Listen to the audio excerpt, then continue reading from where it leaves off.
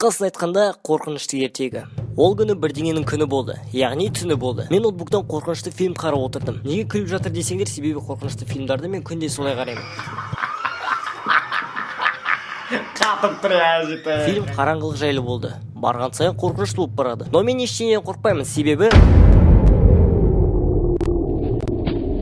свет сөніп қалды. Немене? Қарап көру керек еді, көршілерде бар ма екен? Мен көршілерден сұрауды шештім. Шешімімді алып мені қылдым. Себебі подъезд қорқынышты. Но бірақ мен ештеңеден қорқпаймын ғой. Все, мен кеттім. Да, ну нафиг. Телефонымна фонарик қостым. Үйді аралап жүрдім. Бір кезде бірдеңе тырс ете қалды. Шошып кеткен, мен өзім телефонымды түсіріп алдым. Телефонымды көтердім. Үйімде, оказывается, менің інім бар екен ғой. Ол менен не істеп жүрсің деп сұрады. Мен оған үйді күзетіп жүрмін деп айттым. Ол қуасың ба, ұйықтайтын уақыт келді ғой деді. Сосын маған төсек салып ұйықта деді. Бірақ менің ұйықтағым келмеді. Сондықтан да мен оған давай қорқынышты ертегі айтайық деп ұсындым. Ол дайын тұрды. Бірінші ол бастады. Оның ертегісін мен ұйықтап қалдым. Ол мені оятты. Сенің кезегің келді дейді. Ал мен не айтарымды білмедім. Сондықтан да оны қорқытып бастадым. Өтіріктен талып қалдым. Ол ағалай берді. Бетімнен шапалақ берді. Бірнеше рет түртті. Мен әрең шыдап отырмын. Енді мені қытықтауды шешті. Сол кезде шыдамай күліп жібердім. Ол маған ертегіні айтсын деді. Ал жақсы деп қорқынышты ертегіні айтып бастадым. Бастамасы оған қызық болмады. Бірақ жайлап мен құбыжықтар жайлы айтып бастадым. Оған бәрібір болды. Мен оған ол шын өмірде болған жағдай деп айттым. Інім қорқып бастады. Әрі қарай айта берген сайын ол көрпеге жамылып бастады. Менің ертегім қорқынышты болды. Қалай деп сұрадым. Ол маған терезеге қара деді.